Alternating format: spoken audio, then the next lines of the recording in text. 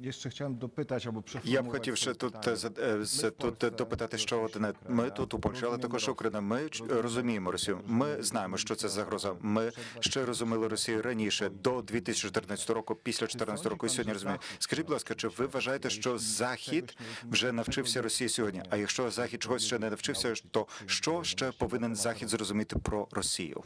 Я думаю, що Захід не розуміє одну просту річ. Досі не розуміє, окрім Нордики, Польща, румуни,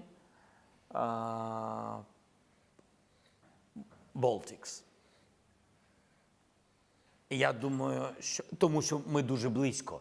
І історично, і тому що сусідство.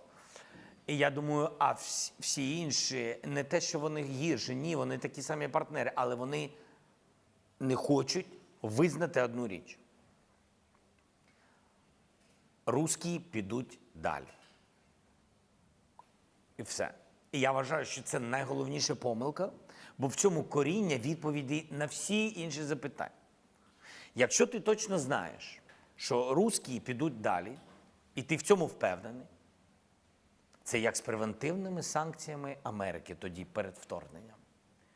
Якщо є такий ризик, навіть ти не знаєш, але є такий ризик, так?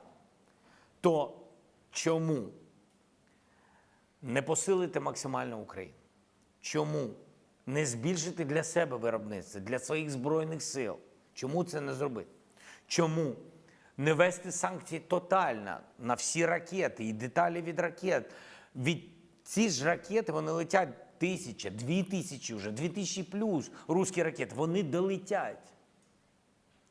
Просто долетять до кожної з цих європейських країн. Тому що з русскими все зрозуміло. Вони будуть йти вперед і звідти стріляти. Йти далі і звідти пускати ракети. Буде так, як у нас сьогодні.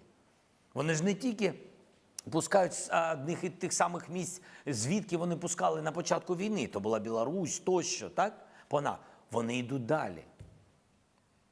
І це серйозний виклик. Як тільки всі зможуть побороти або виправити цю помилку, а це помилка, не усвідомлювати до кінця, хто такий Путін. І навіть коли політики кажуть, ми розуміємо, та він не зможе, він ніколи не піде на Німеччину, на Францію, він піде.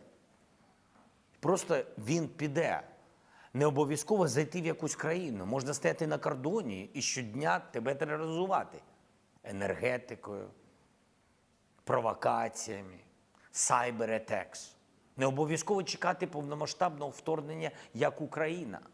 Можна знищувати країну іншими шляхами, відключаючи світло, банківську систему тощо.